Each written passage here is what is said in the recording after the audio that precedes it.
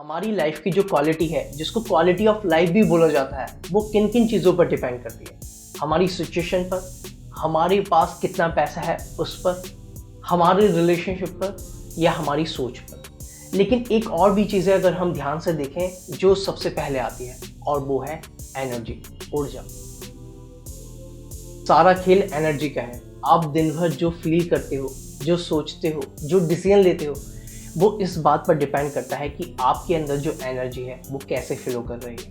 एक एग्जांपल समझते हैं। जब हम सुबह मॉर्निंग में उठते हैं और उठने के बाद ही जब हमें लगता है कि हमारी बॉडी फ्रेश फील कर रही है, हमारा माइंड लाइट है, तो हमें लगता है कि आज का दिन बहुत अच्छा जाने वाला है, बहुत प्रोडक्टिव और फोकस्ड होने वाला है, और होता भी है।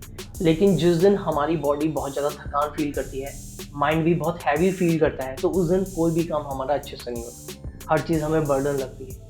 तो क्या देखा जाए कि एनवायरनमेंट सेम ही है, काम भी सेम ही है, लेकिन एक्सपीरियंसेस अलग होंगे इस टाइम, क्योंकि एनर्जी की जो क्वालिटी है वो चेंज हो गई है। एनर्जी को समझना सिंपल है। हर इंसान के पास होती है एक बैटरी होती है, जैसे फ़ोन की बैटरी होती है, जब वो डिस्चार्ज हो जाती है तो हम उसको चार्जिंग पे लगा सकते हैं और वो फ़ोन भी अच्छे से काम करने लगता है। वैसे ही हमारी लाइफ है। जब हमारी जो खुद की एनर्जी है जब वो ड्रेन करने लगती है, तो हमारे पास एक ही टूल है उसको रिचार्ज करने का, और वो है अवेयरनेस, कि कैसे हम अपनी अवेयरनेस को यूज़ करके अपनी एनर्जी को बढ़ा सकते हैं। एक एग्जाम्पल समझते हैं। एक स्टूडेंट है, उसके एग्ज़ाम्स पास हैं। अगर उस टाइम उसकी एनर्जी हाई है तो वो एक्साइटेड भी रहेगा, फोकस रहेगा, डिस्ट्रैक्शन से दूर भी रहेगा, अच्छे से पढ़ाई भी करेगा।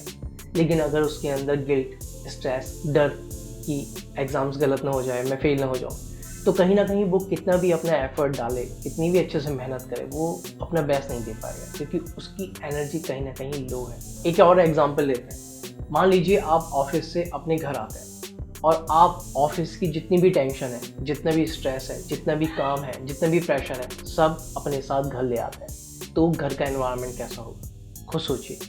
घर पर आके आप गुस्सा भी करोगे, इरिटेट भी होगी, अपना स्ट्रेस वहाँ निकालोगे, है ना।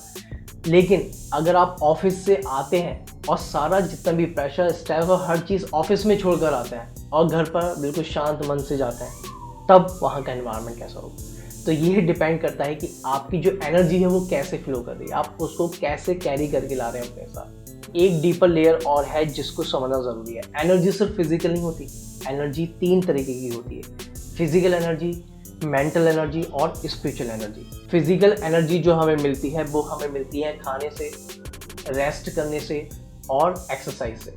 मेंटल एनर्जी जो हमें मिलती है वो मिलती है थॉट से, और इस पे भी डिपेंड करता है कि आप किस टाइप के थॉट्स हैं आपके। अगर पॉजिटिव थॉट्स हैं, कंस्ट्रक्टिव थॉट्स हैं, तो एनर्जी क्लियर रहेगी, और अगर नेगेटिव थॉट्स हैं, रिपीटेटिव थॉट्स हैं, तो आपकी एनर्जी ड्रेन हो जाएगी। तो यहाँ भी ये भी देखना होता है कि थॉट्स की क्वालिटी कैसी है। तीसरी जो एनर्जी है, स्पिरिचुअल एनर्जी, ये डिपेंड करती है आपकी एग्जिस्टेंस पर। जितना ज़्यादा आप अपने आप को समझते चले जाते हो, उतनी आपकी एनर्जी की लेवल बढ़ती चली जाती है। एक लड़का है जिसका काम बहुत ज़्यादा डिमांडिंग है, सुबह से शाम तक वो बहुत काम करता है, डेडलाइंस हैं, प्रेशर है।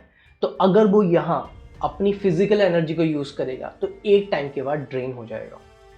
अगर वो अपनी मेंटल एनर्जी को यूज़ करेगा तो वो थॉट्स जो है उसको जीने नहीं देंगे और वो उन्हीं लूप में घूमता रहेगा। और अगर वो यहाँ स्पिरिचुअल एनर्जी को यूज़ करेगा, अपने आप को समझकर, अपनी जो एग्जिस्टेंस है उसको समझकर, जो लाइफ का जो सेंस ऑफ पर्पस है उसको समझकर, तो उसकी एनर्जी यहाँ बढ़ेगी। फिजिकल एनर्जी और मेंटल एनर्जी आपको ड्रेन करती है, बट डिपेंड करता है कि थॉट्स की क्वालिटी कैसी है। लेकिन स्पिरिचुअल एनर्जी एक ऐसी है जो बाय डिफ़ॉल्ट अपने आप ही बढ़ती चली जाती है। जब ये हमें रियलाइज़ हो जाता है कि सेंस ऑफ पर्पस क्या है, लाइफ क्या है, बट बस इतना ही, मैं कौन हूँ, तो अपने आप ही वो एनर्जी बढ़ती चली जाती है। और ये एनर्जी ऐसी है जो अब वो किसी भी एक्सटर्नल सोर्स से नहीं मिल सकती। आप नोटिस करोगे, अगर आप ऐसी जगह जाते हो जहाँ का एनवायरनमेंट बहुत ज़्यादा जॉयफुल है, पीसफुल है, तो आपके अंदर एक ऐसी एनर्जी फ्लो करेगी जो आपको अपने आप ही मोटिवेटेड और एनर्जेटिक रखेगी। और अगर आप ऐसी जगह जाते हो जहाँ का एनवायरनमेंट बहुत ज़्यादा नेगेटिव है, तो आपके अंदर कहीं ना कहीं जो एनर्जी है कंटेजियस हो जाएगी, रुक जाएगी, थम जाएगी, और अपने आप ही एनर्जी ड्रेन हो जाएगी। बट यहाँ पर एक ट्विस्ट है।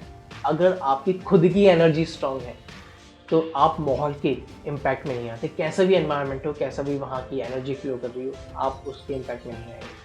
आप खुद उस माहौल को चेंज कर सकते हैं। एक कहानी से समझते हैं। एक बार गुरुजी से किसी ने पूछा कि गुरुजी आप इतने शांत कैसे रहते हैं जबकि दुनिया में इतनी प्रॉब्लम्स हैं। गुरुजी कहते हैं कि मैं दुनिया की प्रॉब्लम्स सॉल्व नहीं करता, मैं अपनी प्रॉब्लम सॉल्व करता हूँ। मैं अपनी एनर्जी को सही से यूज़ करता हूँ, उसको बैलेंस करता हूँ।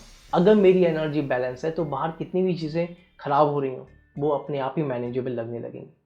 इससे यही समझ में आता है कि बाहर कुछ भी हो रहा हो, अंदर का जो एनर्जी है वो सही होना बहुत ज़रूरी है। एनर्जी का एक और एंगल है और वो है फोकस। काफ़ी लोगों को इसके बारे में नहीं पता है, लेकिन अगर आप उससे पूछोगे तो आप देखोगे कि कुछ लोगों की जो एनर्जी होती है बहुत ज़्यादा सुप्रीम होती है, बहुत ज़्यादा हाई होती है, बैक टू बैक हर काम करते चले जाते हैं। और कुछ लोग थोड़ा सा काम करने के बाद भी थक जाते हैं, और वो इसलिए होता है कि वो अपना फोकस कहाँ यूज़ कर रहे हैं। हम लोग अपना फोकस कहाँ यूज़ कर रहे हैं वहीं पे ही हमारी एनर्जी फ्लो करेगी। तो अगर आपका फोकस पॉजिटिव चीज़ों पर है तो अपने आप आपकी एनर्जी और एक्सपेंड करेगी, और अगर आपका फोकस नेगेटिव चीज़ों पर है तो आपकी एनर्जी अपने आप ही ड्रेन होती चली जाएगी। अब मैं आपको यहाँ एक एक्सरसाइज देता हूँ। जब भी आपको लगे कि आपकी एनर्जी लो है या आप लो फील कर रहे हो, आपको तुरंत 3 चीज़ों के लिए ग्रैटिट्यूड एक्सप्रेस करना है। आप ऐसे करोगे तो आप देखोगे तुरंत ही आपकी एनर्जी हाई हो जाएगी, क्योंकि ग्रैटिट्यूड एक सुप्रीम, एक हाई फ्रिक्वेंसी एनर्जी है।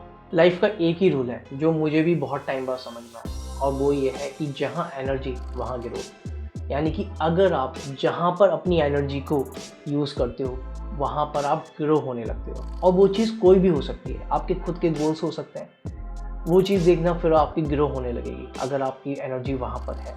अब एक क्वेश्चन यहाँ ये आता है कि कैसे अपनी एनर्जी को प्रोटेक्ट करें, कैसे इंश्योर करें कि मेरी एनर्जी सही जगह में फ्लो कर रही है। और जैसे मैंने पहले ही बताया, उसके लिए आपको अवेयर होना बहुत ज़रूरी है, सेल्फ अवेयर। जब आप हर टाइम ये देखोगे कि मेरी एनर्जी सही जगह फ्लो कर रही है तो ठीक है, कहीं ऐसा तो नहीं कर रही कि मैं ओवर थिंकिंग में उलझा हुआ हूँ, मैं चीज़ों को बहुत बड़ा सोचकर उसको पूरे दिन खींच रहा हूँ। एक और लेयर है जिसको समझना बहुत ज़रूरी है और जो मेरा फेवरेट भी है। मरने के बाद क्या होता है?